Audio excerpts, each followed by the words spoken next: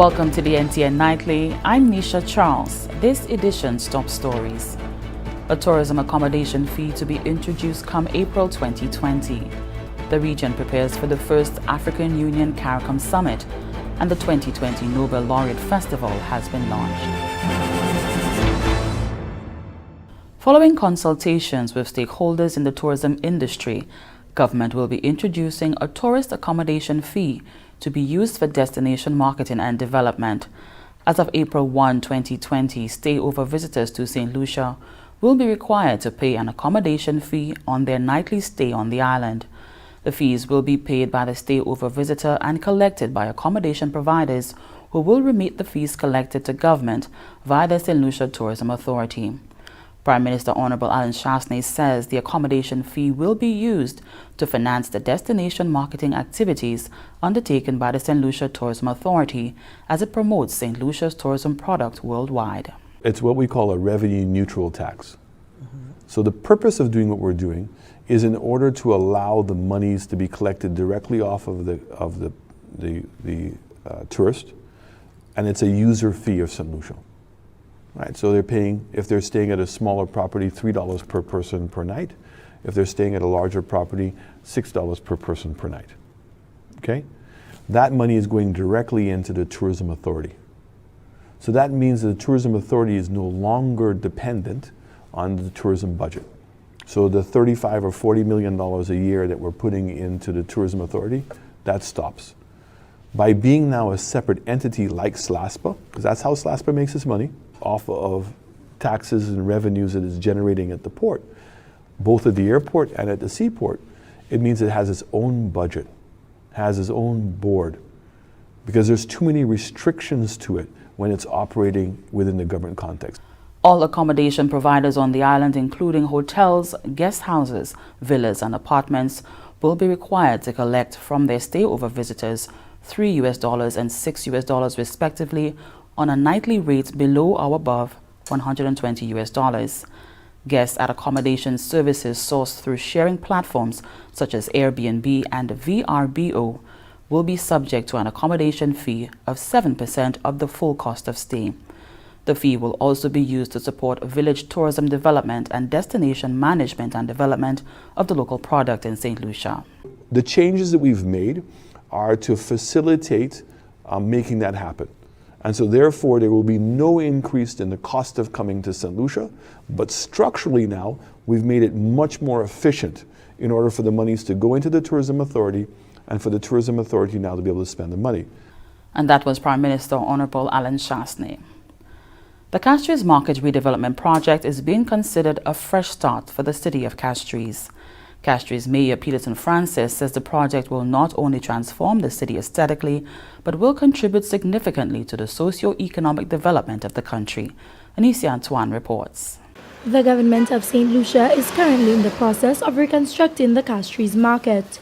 With the provision market being completed, His Worship Mayor Peterson Francis explains that the container box park is being constructed, which will contain pubs, cafes, cosmetic shops, as well as dining outlets. Phase 2 of the redevelopment project will see the completion of duty-free boutiques, as well as a viewing tower. Mayor Francis stated that the redevelopment of the market will contribute significantly to the socio-economic development of St. Lucia. There is no way to go in Castries at night, none. So we're expecting, somebody could go to and have dinner. I mean, we are looking at different sides. They have a lot of people who are very interested. I remember we have Spice of India. So things that is not normal in a city will be in town. So I will look at part of it. The restaurants will create that. But one of the things that we want to, I've always advocated is that, and which we are getting the feedback on all the time, is the cruise ship. They want to overnight. Okay, but where do they go? So we are looking at that. Right there, it is there. They could go dine, and then have entertainment. We look at it. His Worship Mayor Peterson Francis explained that one of the objectives of the redevelopment plan is to create an authentic St. Lucian brand. We do not want that situation of you have a T-shirt printed in Miami, New York, and these things. No. We look at our condiments, like we have, Viking traders, Baron trade, people who do these condiments and so on. We want things like people to be able to sample these things the right way. We want, like you have a cooking of a fish, cooking of meat, using the different things and so on. Mayor Francis noted that there should be a separation between individuals manufacturing, wholesaling and retailing. We want the manufacturers to think and improve on the quality of the products. There's no reason for somebody who in Brazil to come to Castries just to sell two chairs, to sell two pots, to sell two. These things they should be able to think and manufacture, and and people go and get it and things. So we know things will be better because you come with two chairs, some so sell to sell in the market. You understand? So we want people to manufacturers to manufacture and improve on the quality of the work. So people could go to things and buy wholesale in things. So the person in thing have no reason to come down here. From the Government Information Service, I am Anicia Antoine reporting. The role of the Ministry of Economic Development cannot be understated. So says Minister for Economic Development, Housing, Urban Renewal, Transport and Civil Aviation, Honorable Guy Joseph, as he explained that the ministry plays an important role which involves analysis of the country's economic position and the development of plans geared towards growing the economy. This, he says, often results in the short-term, medium-term and long-term strategic planning for the overall development of the country. He says the ministry maintains good working relationships with financial institutions and government allies, all of which play a significant part in the country's development. The Prime Minister has indicated on several occasions previously that the aim of St. Lucia is to double its GDP because we are performing way below our ability and or our potential. If that can be done, then St. Lucia would be on the path to meeting its potential. And that is where the focus of the Ministry of Economic Development comes into place. What are the plans? So take, for example, we are also responsible for housing. Just to highlight a point on this, what type of housing structure is suited for what we want that would have the greatest impact on our local economy, as an example. And these are things that people don't pay much attention to. But these are the areas of focus that we are going into, so that it's not just whether you spend a few dollars more on doing something, but it is the impact that it is going to have on your overall economy. Honorable Guy Joseph asserted that doubling the GDP is not an impossible feat. However, the required work must be executed. Smaller countries with even less resources than St. Lucia have been able to attain increased GDPs. The minister highlighted the importance of the various industries and their contribution to the economy. He explained, however, that these industries continue to face several challenges that must be addressed. We have a challenge with manufacturing. Number one, our cost of electricity is way too high to be able to be competitive. So we have to choose, where do we have the competitive advantage? Can we just go into general manufacturing? Or should we go into niche markets where we have a competitive advantage in what we can produce? So take handicraft as an example. 90% of what we sell is found everywhere else. You go to St. Vincent, you go to Barbados, all that is different is the name. I have said, and when I addressed the trade show between St. Lucia and Taiwan, I said that we should develop a place in St. Lucia that we call Authentic St. Lucian Avenue, where everything that is in there ought to be made in St. Lucia. So we may not be able to produce televisions and fridges and radios, but there are things we can do. The minister also explained the impact of several projects on the growth of St. Lucia's economy, including the Castries Market Redevelopment Project. The work we are doing in the Castries market is not just repaying the market. It is to position the market to become that showpiece where everything sold in the market should be authentic St. Lucia. So whether it be the areas of handicraft, we know that Choiseul is famous for our clay products and things of that nature.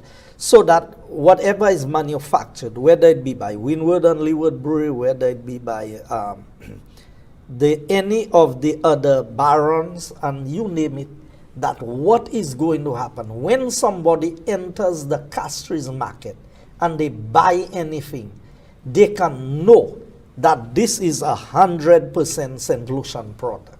So that's an area of manufacturing that people may not see as much, but is actually very valuable. And that was the Minister for Economic Development, Housing, Urban Renewal, Transport and Civil Aviation, Honorable Guy Joseph, speaking on NTN's program In Focus. Within the next 6 months, the CARICOM region will be working to jointly host the first African Union-CARICOM Summit. Incoming Chair of CARICOM and Prime Minister of Barbados, Honorable Mia Motley, made the announcement in her New Year's message to the community.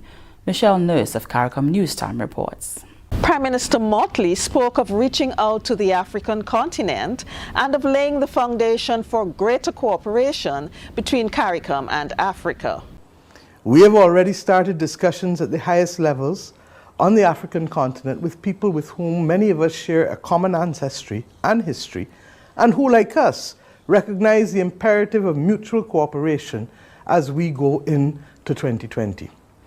CARICOM has accepted the offer of shared office space from the government of Kenya in Nairobi, and we need to open that office urgently and advance our interests in the city that is indeed the home of the UN Environmental Programme and UN Habitat, both of which deal with issues that are vital to our own development in the Caribbean community.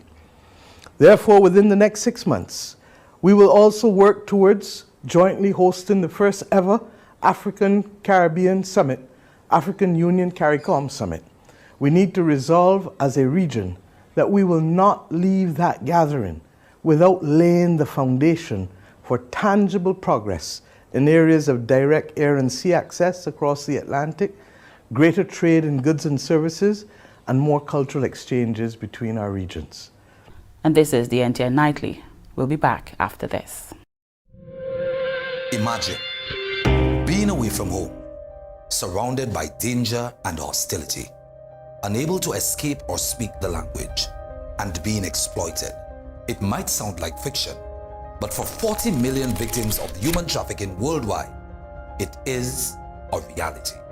Innocent people enticed by the promise of a new life, then enslaved into forced labor or sex trafficking. Human trafficking happens in plain sight. Know the signs, see it, report it. To report suspected cases of human trafficking, call the TIP hotline at 847. Welcome back. The annual Nobel Laureate Festival celebrations got underway on Wednesday as the Cultural Development Foundation launched activities for the month-long celebrations. The 2020 Nobel Laureate Festival is being held under the theme Celebrating Excellence. The Nobel Laureate Festival Committee has officially launched the calendar of activities for the Nobel Laureate Festival 2020. The festival is being commemorated from Friday, January 10th to Thursday, February 6th, 2020, under the theme Celebrating Excellence Vision 2020.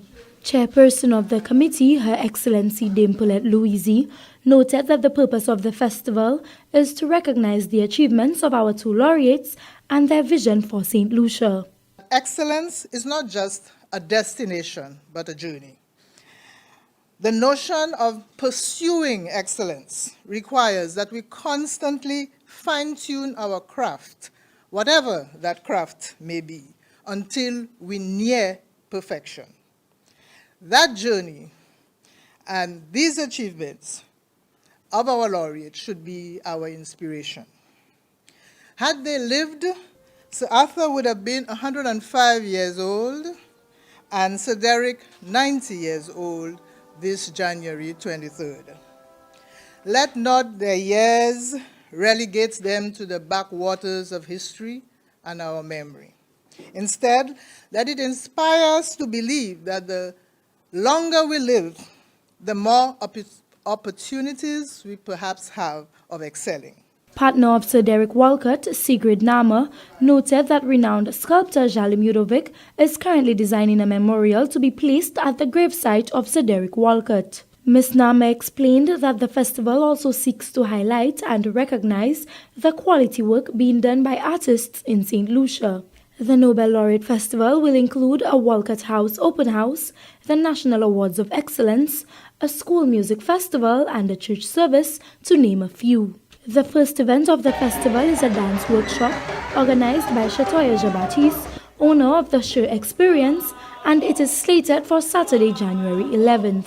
I will be bringing down international choreographers from the States and from Barbados to work with dancers in St. Lucia. And it is a cultural exchange. So we also have 2 local choreographers working with us as well. So the program goes like this. We have Gideon Ambrose from Silver Shadow, also known as G9. He will be doing a hip-hop fundamentals class. Then we have Jamie Ford from Helen Folk. He will be teaching a traditional folk, like our St. Lucian culture, and not only to the participants, but to the international choreographers as well. So that's where the culture exchange comes in.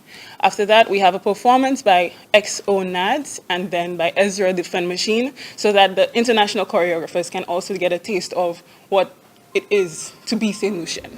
First Citizens Investment Services Limited has been sponsoring the Nobel Laureate festivities for several years. Omar Birch-Smith, country manager of First Citizens Investment Services Limited, expressed his company's excitement to be included in the festival.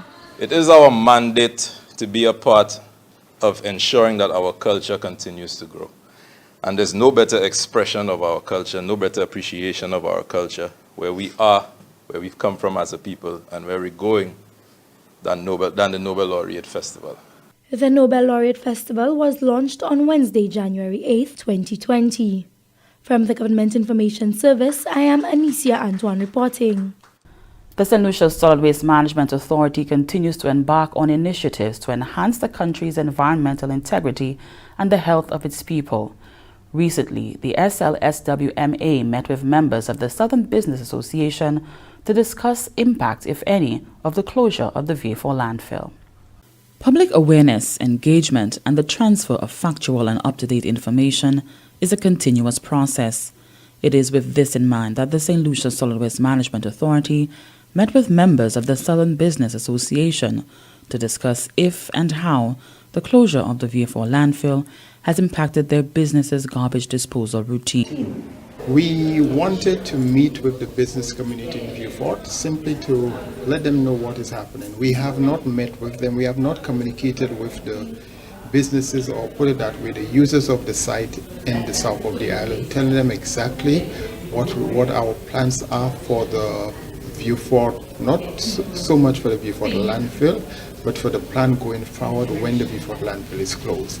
The process of landfilling, which involves the dumping and burial of waste at this site, was halted since October of 2019. The Vieux-Fort Solid Waste Management Facility site has been recommissioned as a temporary transfer station. All waste from the Southern Collection Zone is now transported directly to the Dayglow landfill. The business community was updated on the third phase, which is the introduction of pyrolysis units for the disposal of waste from the south. These units will be operated in strategic locations closer to the various collection points for greater efficiency. The initiative and the move to becoming landfill free by 2030 for St. Lucia is a step in the right direction. I think this gets us to the point where we can begin speaking about sustainability in a more realistic way. We can begin teaching our children the concepts that are involved in creating that sustainable livelihood for all of us. And I think it gives us an opportunity as citizens to all play our part in ensuring that the environment is being taken care of and that we are doing what it is we need to do to ensure that we will be able to enjoy our beautiful St. Lucia. The St. Lucia Solid Waste Management Authority is mandated to enhance St. Lucia's environmental integrity and the health of her people through the provision and management of an integrated system of public education and awareness, and for the collection, treatment, recycling and disposal of solid and hazardous waste. With the closure of the VA4 landfill, the authority has stepped up its monitoring and enforcement teams to curb and prosecute perpetrators of illegal dumping. And do stay with us, we'll be right back. La main propre, c'est chimère bonne santé. Il est absolument nécessaire pour laver la main si vous voulez une bonne santé. Quand même, si vous prenez glossitaine, vous ça fait ces bagailles là. Écoutez, lavez la main souvent et puis glonette avec savon, après condition qu'il y a chimère vermine. Par exemple, pour laver la main après vous changer d'ailleurs part, servir plus vite. Vous tuez les gens qui sont blessés et bien malades. Après vous tuez les animaux et après vous entamez les ordines. Et si vous prenez de l'eau, vous savez ça y est hand sanitizer et bien alcool pour 30 secondes. Lavez les mains souvent. Ça c'est une manière pour empêcher maladie. Si vous voulez plus d'informations, priez le bureau d'information santé à numéro 468 5349. And here's a look at what's happening to us weather-wise. Partly cloudy skies, occasionally becoming cloudy with some scattered showers. The Atlantic high-pressure system will continue to generate strong easterly winds across the eastern Caribbean region during the next few days. Low-level clouds drifting along the easterly wind flow will cause occasionally showery periods over our region during the next 24 hours. The tide for Castries Harbour was high at 2:23 p.m. and will be low again at 9:22 p.m. The tide for VA4 Bay was high at 3:30 p.m. and will be low again at 10:49 p.m. The seas locally rough to rough with waves and northerly to northeasterly swells 7 to 11 feet or 2.1 to 3.4 meters. Small craft operators and sea bathers are advised to exercise extreme caution due to strong winds and rough seas. The sun will rise Friday at 6:30 a.m. And that brings us to the end of the NTN Nightly. Join us next time at 7 p.m. with a repeat at 7 a.m. You can also catch up with us anytime on the St. Lucia Government Facebook page or YouTube channel. I'm Nisha Charles.